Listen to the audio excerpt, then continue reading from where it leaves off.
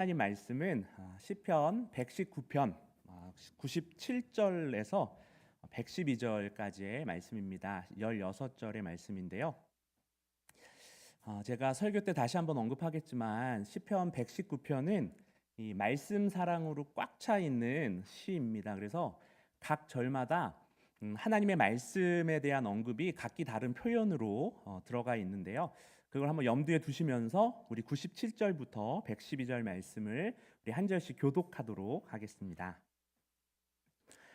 내가 주의 법을 어찌 그리 사랑하는지요. 내가 그것을 종일 작은 소리로 읊조리나이다.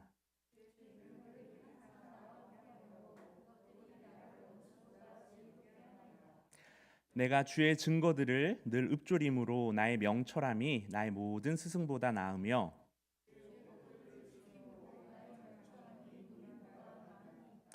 내가 주의 말씀을 지키려고 발을 금하여 모든 악한 길로 가지 아니하였사오며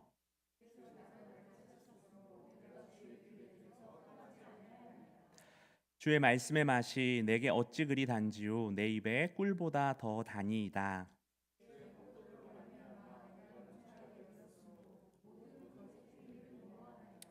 주의 말씀은 내 발의 등이요 내 길의 빛이니이다.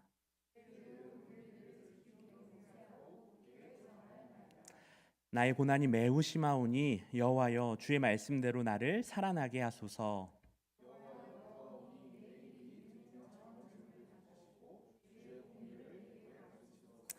나의 생명이 항상 위기에 있사오나 나는 주의 법을 잊지 아니하나이다.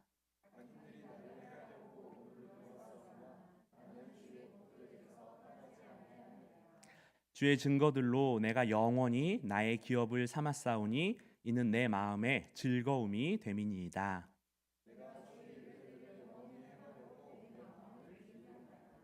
아멘. 할렐루야. 네, 비오는 5월 금요 기도회에 나오신 우리 하나님을 또 하나님의 말씀을 또 하나님을 찬양하는 것을 기뻐하시는 우리 다드림 성도님들을 주의 이름으로 환영합니다. 오늘 나눈 시편 119편 우리 5월 1일 날 시작을 했는데 아직도 끝나지 않고 있죠. 그 11일까지 우리 말씀을 보게 되는데 우리 성경에 장이 총 몇 장이 있을 것 같습니까? 창세기는 50장까지 있고 시편은 150장, 150편까지 있죠. 요한계시록은 22장까지 있고 그걸 다 더하면 대략 몇 장 정도 되실 거라고 생각을 하시나요? 이마리아 선생님?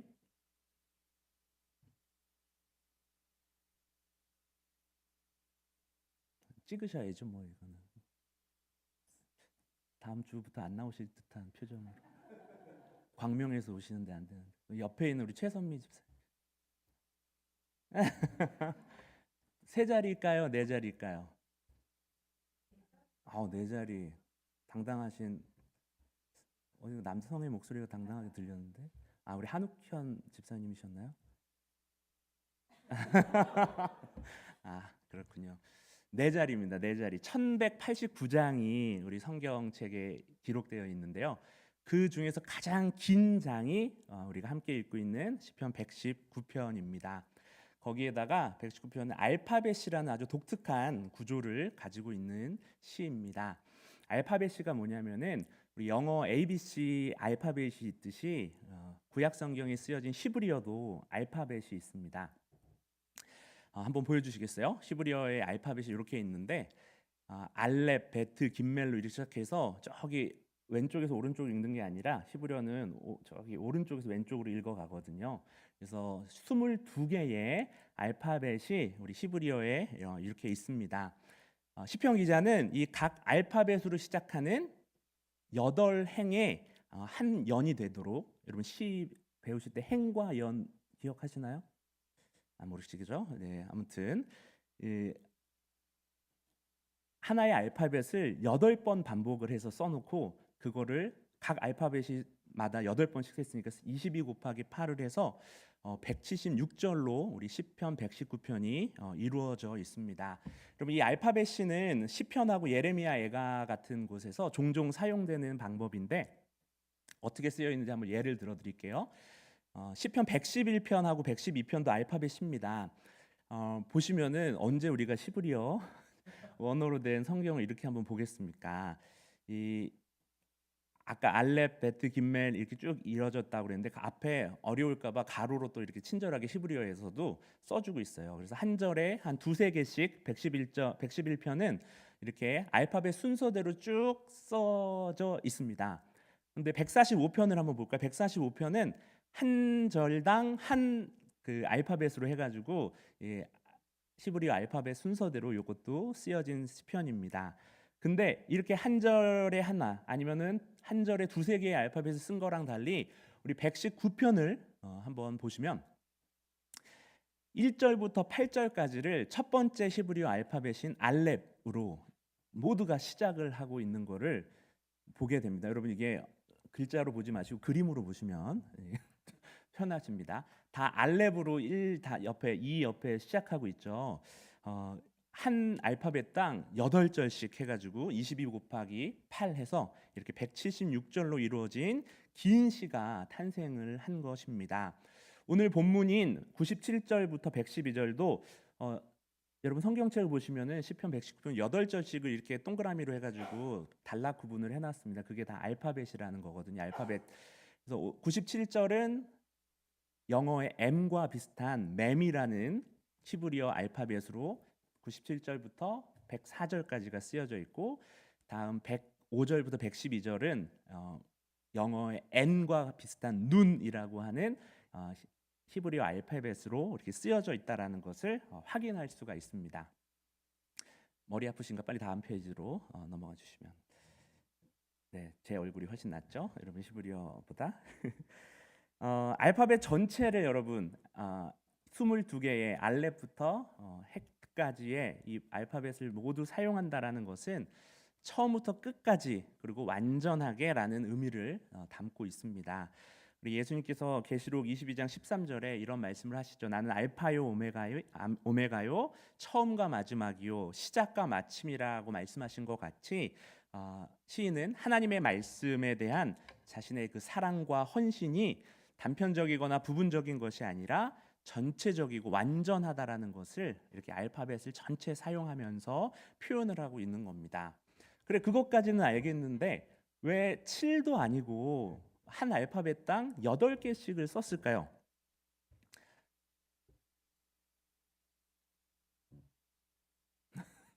본인 시키지 말라고 지금 고개를 단호하게 들고 계신. 근데 한번 생각을 해보는 거죠, 여러분. 우리 교회에서 생활을 많이 하셨으니까 우리 히브리 문화에서 숫자가 중요하다라는 것을 많이 아시잖아요. 10이라는 숫자가 참 많이 쓰이고 천지창조도 7일간 일어났는데 8이라는 숫자는 잘 못 본 것 같은데 왜 굳이 8개로 이렇게 썼을까?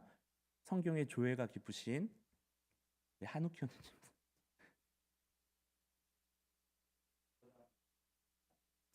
완전함을 넘는 숫자 좋은 해석입니다. 고개를 푹 숙이고 계신 우리 김소연 비슷하게 역시 한 교회 한 식구들 우리 한 가족이죠. 여러 해석들이 있는데 성경에서 7이 아까 말씀드린 7일간 창조된 세상을 상징한다라고 한다면은 8은 새로운 시작, 즉 이전과는 근본적으로 다른 또 새로운 출발을 히브리어에서는 의미합니다. 베드로전서 3장 20절에 보면은 이런 표현이 나옵니다. 방주에서 물로 말미암아 구원을 얻은 자가 몇 명뿐이니 겨우 8명이라. 우리 노아와 그의 아들들 또 며느리 아내까지 합해서 가족 8명이 구원을 받았는데 홍수 이후에 완전히 새로워진 세상, 새로운 시작을 이 8명이 경험을 했죠. 이전 세상은 물로 심판받아서 사라졌고 노아의 가족 8명을 통하여서 인류는 새롭게 시작이 되었습니다. 또 창세기 17장 12절에 보면은 할례 역시 태어난 지 8일째에 하라고 기록되어 있습니다. 이는 하나님의 언약 백성으로서의 새로운 정체성과 시작을 이 8일이 또 드러내고 있는 것이죠. 이를 잘 알고 있는 시인은 각 알파벳마다 이 8행을 연속적으로 배치함으로써 하나님 말씀을 통하여서 새롭고 또 근본적인 변화를 갈망하고 있다라는 것을 우리들에게 드러내 줍니다. 그렇다면 이 시편 119편은 언제 쓰였을까? 많은 학자들은 이스라엘 백성이 바벨론 포로 시기에 아니면 포로에서 갓 돌아온 시기에 시편 119편이 쓰여졌을 거라고 추측을 합니다. 여러분, 바벨론 포로 시기 참 암흑과도 같은 시간이었죠. 그들의 나라와 성전과 신앙이 모두 무너진 것처럼 보였던 시절이었습니다. 그런 어둠 속에서 시인이 붙든 것은 다른 것이 아니라 바로 하나님의 말씀이었습니다. 오늘 읽은 본문에서 시인은 계속해서 107절 나의 고난이 매우 심하오니, 109절 나의 생명이 항상 위기에 있사오니, 110절 악인들이 나를 해하려고 올무를 놓았사오나라고 말합니다. 정말 깊은 어둠 속이라는 것을 우리가 짐작할 수가 있죠. 그런데 그는 이 짙은 어둠 속에서 한 줄기 빛을 발견합니다. 주의 말씀은 내 발의 등이요 내 길의 빛이니이다. 시인은 하나님의 말씀이 자신의 앞길을 비추는 등불이 된다라고 고백을 합니다. 제가 아까 성경 말씀 읽을 때 우리 176절을 각 절마다 이 하나님의 말씀이 다른 표현으로 빠짐없이 적혀 있다라고 말씀을 드렸죠. 여러분, 오늘 본문 한번 보시겠어요? 97절부터 보시면 97절 주의 법, 98절 주의 계명들, 주의 증거들, 주의 법도들, 주의 말씀, 주의 규례들, 주의 말씀, 한 절도 하나님의 말씀을 빼놓지 않고 모든 절마다 하나님 말씀에 대한 사랑을 시인이 표현하고 있다라는 것을 알게 됩니다. 오늘 우리는 이 시편 119편을 통하여서 어둠 속에서도 빛을 발견하는 지혜는 다른 것이 아니라 하나님의 말씀에서 비롯된다라는 것을 함께 나누려고 합니다. 그런데 본론으로 들어가기 전에 우리 시인처럼 이렇게 알파벳이 또 8개를 썼던 시인의 창의성을 본받아서 우리 말씀에 대한 사랑을 한번 같이 표현해 보면 어떨까 하는 시간으로서 5월 가정의 달 특집 한글 자음 가나다를 사용한 말씀 사랑 기억는 디귿시를 우리 함께 창작해 보는 시간을 특별하게 가지려고 합니다. 우리 뒤에 강지현 전사님이 지금 시를 쓸 수 있는 종이와 펜을 나눠드리고 있습니다. 이종훈 전사 뭐 하고 계세요? 빨리 나가셔서 종이를 받고 펜을 받아서 우리 모든 분들에게 나눠주시기 바랍니다. 여러분, 받으시면서 한번 들어보십시오. 저희 이걸 왜 하려고 그러냐면 이번 주일날 시편 119편을 설명하면서 학금 초등부 친구들이랑 욕을 해봤거든요. 너희들이 11년부터 13년간 말씀에 대해서 들어왔지 않느냐. 우리 시편 119편 작가의 마음, 시인의 마음으로 우리가 들어가서 우리도 한번 말씀에 대한 하나님의 사랑에 대한 시를 기억, 니은, 디귿에 맞춰서 한번 써보자. 이게 뭐냐면 여러분, 기억으로 시작하는 단어로 첫 행은 시작해야 되고요. 두 번째 행은 니은으로, 세 번째 행은 디귿으로 시작하는 걸로 쓰시면 됩니다. 제가 우리 초등부의 멋진 작품들을 몇 가지 한번 알려드릴 테니까 참조하셔서, 표절은 하지 마시고 참조하셔서, 기억, 가장 높은 곳에 계시면서도, 니은, 나를 위해 오신 하나님을 위해, 디귿, 다, 모두 다 저의 것을 드립니다. 우리 친구들이 이렇게 썼어요. 하나 더, 기억, 거룩함이, 니은, 나를, 디귿, 다르게 한다. 이런 친구들이 우리 학금 초등부랍니다. 우리 1등한 친구 거 하나 더 보여드릴게요. 우리 기억하는 6학년 우리 김시연 친구, 박수경 집사님 셋째가 기억, 가느다랗고 신랏 같았던 내 마음이, 니은, 나를 진정으로 알아주시는, 디귿, 다정한 사랑의 주님을 만나고 두툼한 밧줄이 되었어요. 이 신락 같은 거와 뒤에 두툼한 밧줄을 이렇게 연결한 시상을 여러분 보셨죠? 예. 우리 그 자리에서 썼잖아요, 미정 쌤. 그렇죠? 자, 여러분에게는 이제 5분의 시간밖에 없습니다. 학금 초등부의 작품을 넘어설 우리 금요기도회에 우리 시인을 저희가 기다리고 있습니다. 우리 볼륨, 저기 목사님 볼륨 살짝 올려주시면은, 컴퓨터 볼륨 살짝만 올려주시면 좋겠습니다. 엄격한 심사 규정에 맞춰서 선물도 준비되어 있습니다. 자, 유튜브로 함께 참여하시는 성도님들은 저 화면을 보시고 집에서 작품 활동을 해주신 다음에 댓글로 올려주시면은 같이 참여하는 것으로 인정하도록 하겠습니다.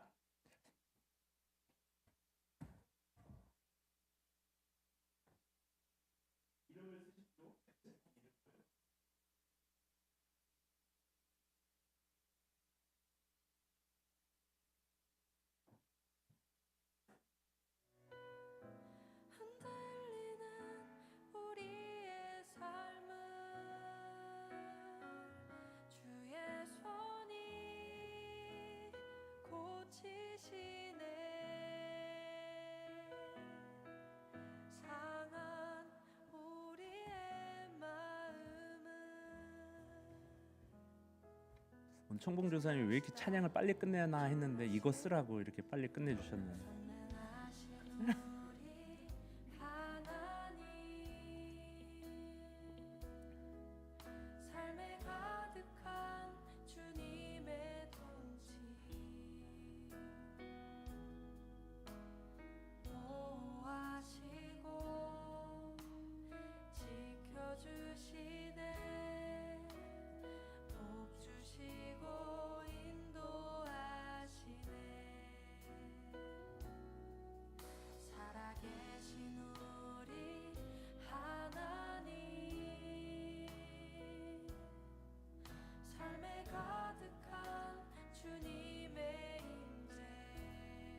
다 쓰신 분 손을 들어주시면 한상준 주사님이 다 걷어주셔서 저한테 보내주실 거예요.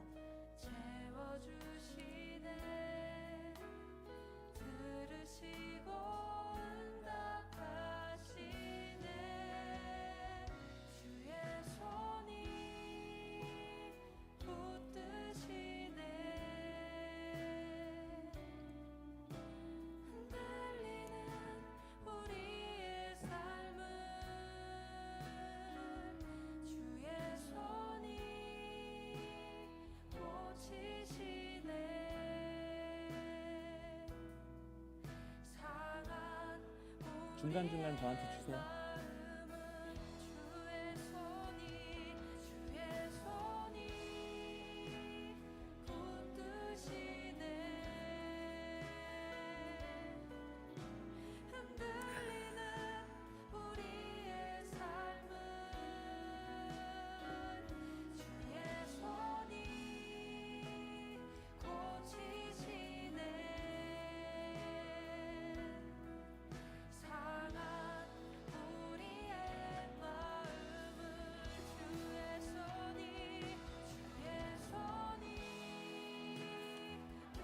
제가 여러분들 너무 얕봤군요. 어마어마한 작품들이 지금 들어오고 있습니다. 소름이 끼치는 작품들이 지금 벌써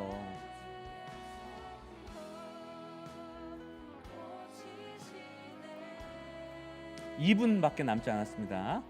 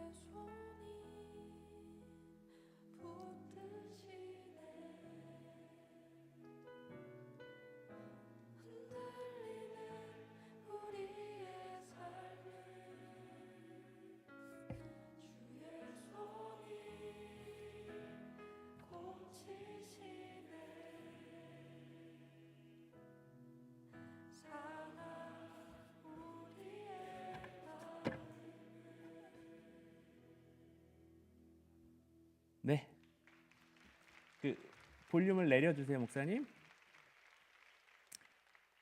네, 주세요, 전도사님. 여기까지. 우리 너무나 아름다운 작품들이 많이 나왔습니다. 와.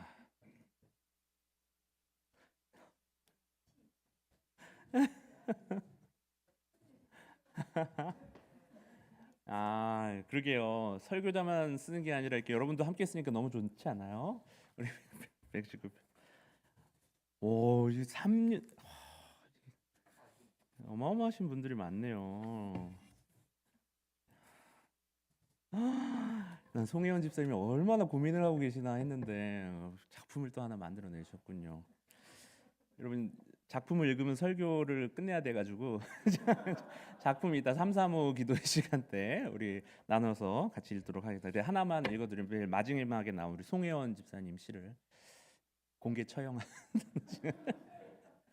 기억 고귀한 십자가의 피 니은 나를 위한 온전한 사랑 디귿 다 드려도 아깝지 않은 예수 그리스도 그분.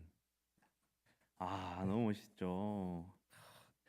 우리 반대편에 이름이 비슷한 송혜영 집사님 것만 하나 더 읽고 가겠습니다. 기억 감사합니다. 예배드림이 기쁨입니다. 니은 나를 드립니다. 충만히 임재하시고 다스려 주세요. 디귿 다 알지 못해도 기다리고 기대합니다. 사랑합니다, 주님. 와, 응소리가 아까보다 좀 적으신가? 네, 두 분을 비롯해서 여기 주신 분들 모두의 시들이 정말 아름다운 시인 것 같아요. 유튜브 댓글로는 아직도 올라오지 않아가지고 여기까지. 우리가 써본 알파벳 시, 기억 니은 디귿이 하나님 말씀에 대한 또 하나님에 대한 우리의 사랑을 담고 있습니다. 시편 119편의 이 시인도 97절에서 우리와 같은 마음을 표현합니다. 97절 같이 한번 읽어볼까요? 내가 주의 법을 어찌 그리 사랑하는지요 내가 그것을 종일 작은 소리로 읊조리나이다. 아멘.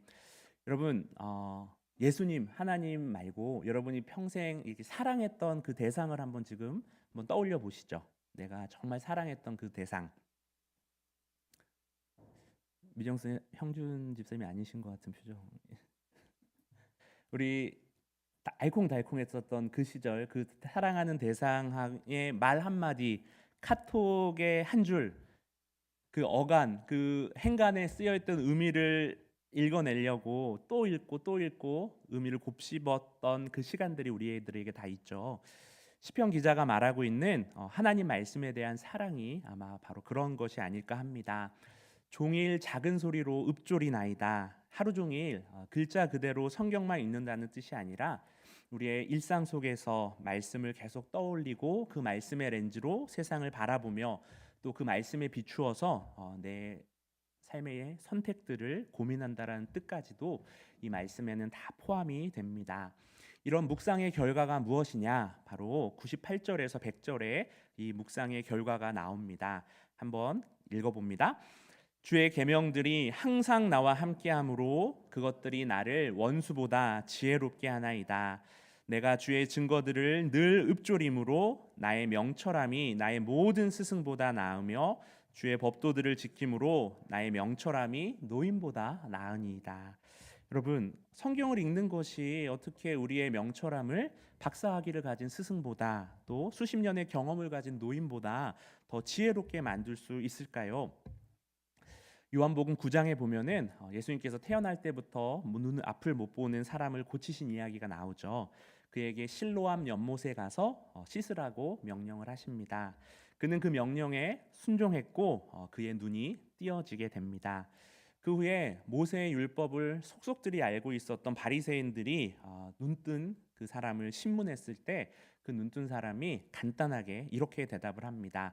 요한복음 9장 33절 말씀입니다. 이 사람이 하나님께로부터 오지 아니하였다면 아무 일도 할 수 없었으리라. 여러분, 순종을 통하여서 하나님을 경험한 예수 그리스도를 경험한 이 사람의 지혜가 율법을 달달 외우고 있었던 바리새인들보다 훨씬 더 컸다라는 것이죠. 이것이 바로 하나님 말씀이 우리에게 주는 지혜입니다. 세상적인 지식과 학위와 경험보다 더 깊은 영적인 지혜이죠. 하나님의 관점에서 세상을 볼 수 있게 해주고 영원한 가치를 볼 수 있게 해주는 지혜가 하나님의 말씀으로부터 우리들에게 찾아옵니다. 또한 주목할 점은 성경이 가르치는 묵상이 어떤 것인가 하는 점인데요. 현대에 많은 명상법들이 많잖아요. 마음을 다스리는 법들. 한결같이 하는 소리가 마음을 비우라는 것을 강조합니다. 그러나 성경적 묵상은 정반대입니다. 성경적 묵상은 마음을 비우는 것이 아니라 하나님의 말씀으로 채우라고 말씀하죠. 여러분, 히브리어로 묵상이란 단어가 중얼거림이라는 뜻이거든요. 중얼거림. 97절에 나왔던 작은 소리로 읊조린다라는 게 바로 묵상입니다. 하나님의 말씀을 계속 되뇌이고 그 의미를 깊이 생각하는 것이죠. 여러분은 어떻게 성경 묵상을 하고 계십니까? 혹시 성경 읽기가 또 묵상이 의무감에서 나오는 행동이 되지 않으십니까? 시인은 103절에서 이렇게 고백합니다. 같이 읽어봅니다. 주의 말씀의 맛이 내게 어찌 그리 단지요 내 입에 꿀보다 더 다니이다. 그에게 말씀은 의무가 아니라 기쁨이었습니다. 맛있는 음식을 먹을 때의 그 기쁨, 달콤한 치즈케이크를 먹을 때의 그 기쁨이 이 하나님 말씀을 묵상할 때 느껴진다라는 것이죠. 여기서 표현한 꿀은 그 당시에 아마 가장 달콤한 음식이었을 겁니다. 뭐 정제된 설탕이나 인공 감미료가 없던 시대에 꿀은 최고의 단맛이었겠죠. 근데 시인은 그런 꿀보다 하나님의 말씀이 더 달다라고 이야기합니다. 그냥 추상적인 표현이 아니라 경험에서 나온 고백이죠. 말씀을 통하여서 깊은 만족과 또 기쁨을 시인은 경험했던 것입니다. 여러분, 하나님 말씀에 대한 사랑은 이렇듯 우리 삶의 경험과 함께 실제적인 변화를 가져옵니다. 우리 백사절을 같이 한번 볼까요? 주의 법도들로 말미암아 내가 명철하게 되었으므로 모든 거짓 행위를 미워하니이다. 여러분, 말씀이 우리에게 주는 지혜는 이렇듯 선과 악을 분별하게 해주고 우리의 가치관과 행동에 영향을 미칩니다. 우리가 사는 이 시대는 이기심과 탐욕 또 욕망을 부추기는 시대죠. 사람들은 할 수만 있으면 다 해보라는 그 유혹 앞에서 결과를 생각하지 않은 채 모든 일들을 시도합니다. 그러나 하나님 말씀은 우리에게 할 수 있지만 해서는 안 되는 일이 있고 또 급히 서둘러야 할 일이 있는 반면에 천천히 해야 할 일이 있다라는 그 분별력을 가르쳐 줍니다. 이것이 바로 시편 119편 36절에서 시인이 구한 것인데요. 우리 36절 말씀도 한번 같이 읽어봅니다. 내 마음을 주의 증거들에게 향하게 하시고 탐욕으로 향하지 말게 하소서. 하나님의 말씀이 우리 마음의 방향을 결정하게 하고 또 우리의 욕망을 통제하도록 하는 것입니다.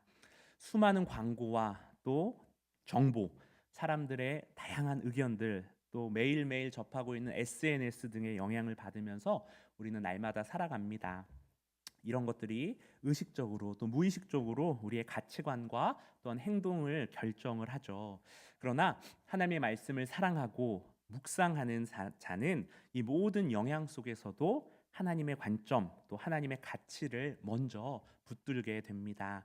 그리고 이것이 우리에게 참된 지혜와 통찰력을 주는 것이죠. 결국 어둠 속의 명철함은 하나님 말씀에서 비롯됩니다. 하나님 말씀을 사랑하고 묵상하는 사람은 혼란스러운 상황 가운데에서도 분별력을 갖게 되고 어둠 속에서도 다른 이들이 보지 못하는 하나님의 지혜를 보게 됩니다. 우리 저와 여러분에게도 말씀을 사랑하는 자에게 선물로 주시는 그런 분별력과 지혜가 넘치기를 소망합니다. 우리 이제 105절에서 시인은 또 다른 아름다운 비유로서 하나님의 말씀의 역할을 설명하는데요. 우리가 너무나 잘 알고 있는 119편을 대표하는 말씀이죠. 같이 다시 한번 읽어봅니다. 주의 말씀은 내 발의 등이요 내 길의 빛이니이다. 여러분, 어두운 길을 다니는 걷고 있는 여행자를 한번 상상해 보시죠. 캄캄한 밤, 내 발 앞도 잘 보이지 않는 상황입니다. 그때 그의 손에 들린 작은 등불 하나가 얼마나 소중할까요? 제가 등산을 좋아하는데 일출 산행을 좋아합니다. 일출 산행은 산 정상에 올라가서 이 해가 떠오르는 것을 보는 산행인데, 여러분, 해가 떠오를 때 정상에 있으려면 해가 뜨기 전에 산을 올라야 되는 거죠. 그래서 정말 깜깜한 밤에 새벽 4시 이럴 때에 산을 타게 됩니다. 그때 얼마나 어두운지 정말 아무것도 안 보이거든요. 그때 머리에 있는 후레쉬가 없다면은 정말 한 발 내딛기도 참 겁이 나는 상황입니다. 그 빛이 없다라면은 어디로 가야 할지 또한 어떤 위험이 도사리고 있는지를 알 수 없겠죠. 성경은 하나님의 말씀을 바로 이런 등불과 빛에 비유합니다. 어떻게 하나님의 말씀이 우리 삶에 우리 인생의 빛이 될 수 있을까? 첫째로 하나님 말씀은 위험을 드러내고 안전한 길을 우리에게 보여줍니다. 등불이 어두운 길이의 장애물과 구덩이 등을 보여주듯이 하나님 말씀은 우리 삶의 위험 요소들을 드러내 줍니다. 110절 말씀을 우리 세 번역 말씀으로 한번 읽어보겠습니다. 악인들은 내 앞에다가 올무를 놓지만 나는 주님의 법도를 벗어나지 않습니다. 시인은 자신의 발걸음을 인도하는 하나님 말씀 덕분에 그 올무를 피할 수 있었습니다. 여러분, 시인의 삶뿐만 아니라 우리 삶에도 물질주의의 올무, 또 게으름의 올무, 또 중독의 올무, 또 관계의 올무 등 우리를 얽매고 또 넘어뜨리려 하는 것들이 너무나 많습니다. 하나님 말씀은 바로 이런 위험들을 드러내고 어떻게 그것들을 피하여서 안전하게 갈 수 있는지를 알려주는 나침판과 같다라는 것이죠. 둘째, 하나님 말씀은 우리를 로봇처럼 만든 것이 아니라 스스로 선택할 수 있게끔 해줍니다. 우리 106절도 세 번역으로 한번 같이 읽어봅니다. 주님의 의로운 규례들을 지키려고 나는 맹세하고 또 다짐합니다. 시인은 스스로 선택하고 다짐하고 결정합니다. 하나님의 법은 우리의 의지와 선택을 무시하는 것이 아닙니다. 오히려 하나님의 말씀은 우리에게 옳고 그름에 대한 기준을 제시하고 우리가 스스로 그 길을 선택하도록 초대하는 것이죠. 내비게이션 우리에게 어느 길로 가라, 어느 길이 제일 빠르다라고 알려주지만 실제로 운전대를 잡고 그 방향으로 그 길로 가는 것은 우리 자신입니다. 내비게이션의 안내를 따를지 말지는 결국 운전대에 앉은 운전자의 선택이죠. 여러분, 하나님 말씀도 마찬가지 아닐까요? 그것이 하나님 말씀이 우리에게 올바른 방향을 보여주고 들려주지만 그 방향으로 걸어가기로 결정하는 것은 바로 저와 여러분, 우리 자신입니다. 셋째, 하나님 말씀은 모든 어려움을 제거해 주지는 않지만 믿는 자에게 확신과 기쁨을 줍니다. 우리 109절 말씀을 읽어봅니다. 나의 생명이 항상 위기에 있사오나 나는 주의 법을 잊지 아니하나이다. 여러분, 하나님 말씀을 빼곡하게 적어가고 있는 이 시인은 여전히 고난 가운데 있습니다. 위기 가운데 있죠. 하나님 말씀이 그의 모든 문제를 마법처럼 해결해 주지 않습니다. 때로 우리가 성경을 읽고 기도를 많이 하면은 나의 모든 문제가 해결될 거라고 기대하지만 실제로 그렇지 않은 경우가 너무나 많다라는 것을 우리는 경험적으로 알고 있습니다. 우리가 여전히 고난과 어려움 그리고 위험과 유혹을 매일의 삶 속에서 경험하죠. 그러나 하나님 말씀은 그런 상황 속에서도 우리에게 내적인 확신과 기쁨을 준다라고 시인은 증거합니다. 111절 말씀입니다. 주의 증거들로 내가 영원히 나의 기업을 삼았사오니 이는 내 마음의 즐거움이 됨이니라. 시인에게 하나님의 말씀은 기업, 즉 가장 귀중한 소중한 소유물이었습니다. 그리고 이 소중한 소유물은 그의 마음에 즐거움을 주고 있습니다. 모든 위험과 고난이 사라진 것이 아니지만 그 가운데에서도 시인은 하나님 말씀을 통하여서 기쁨을 찾고 있습니다. 여러분, 이스라엘 백성이 광야를 지날 때 불기둥이 밤에 인도를 했죠. 그 불기둥은 어둠 속에서 그들의 길을 비추었고 이집트 군대로부터 그들을 보호했습니다. 마찬가지로 하나님 말씀은 우리의 인생 여정에서 우리 삶의 어두운 시간을 걷는 동안 우리를 인도하고 또 보호하는 줄로 믿습니다. 저도 올해를 시작하면서 참 몸과 마음이 많이 지치고 힘들었었는데 제가 올해부터 90일 통독팀을 섬기게 되면서 이 말씀 앞으로 자연스럽게 나가게 되었습니다. 제가 1월에 통독팀 말씀 카드를 미리 준비하느라고 본의 아니게 1독을 1월에 끝내버리게 되었는데 지친 몸과 마음이 말씀에만 집중하면서 그 읽어가는 시간들을 통하여서 많이 회복된다라는 것을 경험했던 1월이었습니다. 마지막으로 시인은 자신의 결단을 이렇게 표현하는데요. 112절 말씀 세 번역으로 함께 읽어보겠습니다. 내 마지막 순간까지 변함없이 주님의 율례를 지키기로 결심하였습니다.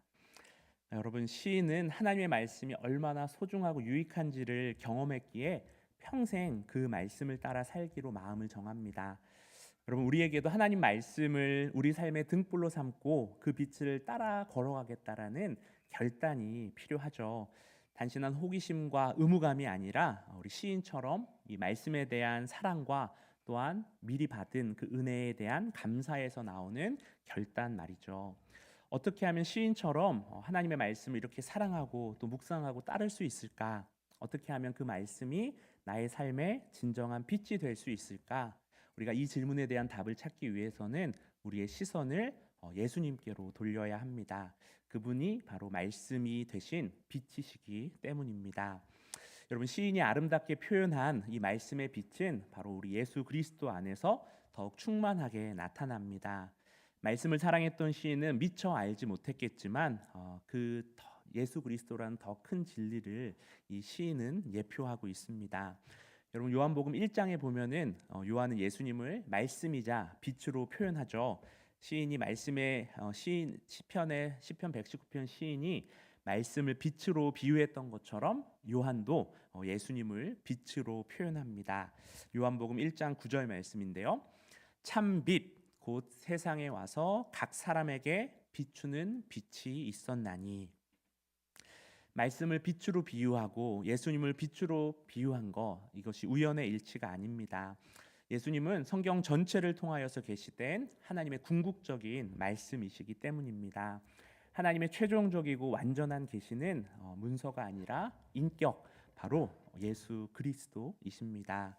시편 기자가 하나님의 말씀을 사랑하고 묵상했을 때 그는 알지 못한 채 바로 이 예수님을 갈망하고 있었던 것이죠.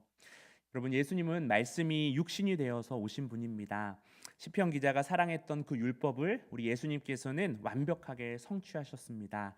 시편 1편 2절에 기록된 대로 여호와의 율법을 즐거워하며 그 율법을 주야로 묵상하는 자가 바로 우리 예수님이셨고, 12살 때에도 성전에서 선생들과 대화를 나누시면서 놀라운 지혜를 보여주신 분이셨고, 특히 광야 시험 그 장면에서 사단의 모든 유혹에 대하여서 우리 예수님은 기록되었으니라고 말씀하시면서 성경 구절로서 사단의 유혹을 대응하시죠. 예수님은 말씀의 능력으로 어둠의 계략을 물리치십니다. 우리 시편 기자가 말했던 것처럼 말씀은 진정 어둠 속의 빛이었던 것입니다. 여러분, 여기서 마지막으로 우리는 중요한 질문을 마주합니다. 시편 기자의 말씀 사랑, 그리고 예수 그리스도의 이 말씀 성취를 우리 삶에 그렇다면 어떻게 적용해야 할까? 매일 말씀을 읽는 것으로, 금요기도에 오는 것으로, 주일 예배에 빠지지 않는 것으로 그 말씀 사랑과 말씀 성취를 우리 삶에 적용할 수가 있을까? 여러분, 무엇보다도 우리가 성경을 읽을 때 단순히 말씀을 통하여서 규칙이나 도덕적 교훈을 찾는 것이 아니라 말씀을 읽는 그 순간마다 우리는 말씀 안에서 예수 그리스도를 찾아야 합니다. 여러분, 성경 연구의 궁극적인 목적은 바로 예수 그리스도를 만나는 것이기 때문입니다. 그렇게 되면은 그리스도 안에서 우리는 말씀을 새로운 방식으로 이해하게 됩니다. 시편 기자가 율법을 지키려고 노력했지만 그리스도 안에서 우리는 이미 율법의 완성을 보게 됩니다. 율법의 요구 때문이 아니라 율법을 완성하신 그리스도의 그 사랑 때문에 우리는 하나님의 말씀을 사랑하고 따를 수 있습니다. 여러분, 우리에게 주어진 복음의 약속이 무엇입니까? 우리가 율법의 요구를 완벽하게 지키지 못하더라도 그리스도께서 그 모든 것을 이미 이루셨다라는 거 아닐까요? 우리는 그분을 믿음으로써 의롭게 됩니다. 그리고 이 믿음으로 의롭게 된 자들이 이제는 사랑으로 또 감사로써 하나님의 말씀을 따르는 것이죠. 이것이 바로 우리가 올해 저렇게 외치고 있는 복음의 능력입니다. 복음은 단순한 교리가 아니라 능력이죠. 그리고 그 능력은 우리가 말씀을 사랑하고 따를 때 우리 삶 속에서 나타나는 줄로 믿습니다. 말씀을 마무리합니다. 여러분, 어둠 속에 있는 것 같은 시간을 지나고 계시는 분들도 있죠. 또 앞이 보이지 않는 상황에 직면한 분들도 계실 겁니다. 여러분, 시편 기자가 그랬듯이 우리 하나님의 말씀을 우리의 등불로 삼기를 원합니다. 그 빛은 저와 여러분의 발걸음을 인도하고 우리에게 지혜와 분별력을 허락할 것입니다. 하나님의 말씀을 사랑하고 또 묵상하고 따름으로써 복음의 능력으로서 살아가는, 또 이 말씀의 등불을 들고 걸어가는 저와 여러분 되기를 소망합니다. 제가 기도하고 우리 335 기도로 함께 모이도록 하겠습니다. 사랑의 아버지 하나님, 오늘 주님의 말씀을 통하여서 우리에게 빛을 비춰주셔서 감사합니다. 때로는 어둠 속에 있는 것 같은 순간들을 만날 때도 주님의 말씀이 우리 발에 등불이 되고 또 우리의 길에 빛이 되어 주심에 또한 감사합니다. 우리가 말씀을 사랑하고 또한 묵상할 때 시편 119편 시인처럼 그 안에서 꿀보다 더 단 기쁨을 발견하게 하옵소서. 무엇보다 그 말씀의 중심에 계신 예수 그리스도를 더욱 깊이 알아가는 기쁨과 축복이 저희들에게 넘치게 하옵소서.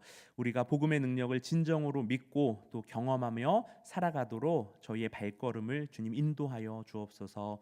참은 소망 되신 예수님의 이름으로 감사하며 기도드립니다.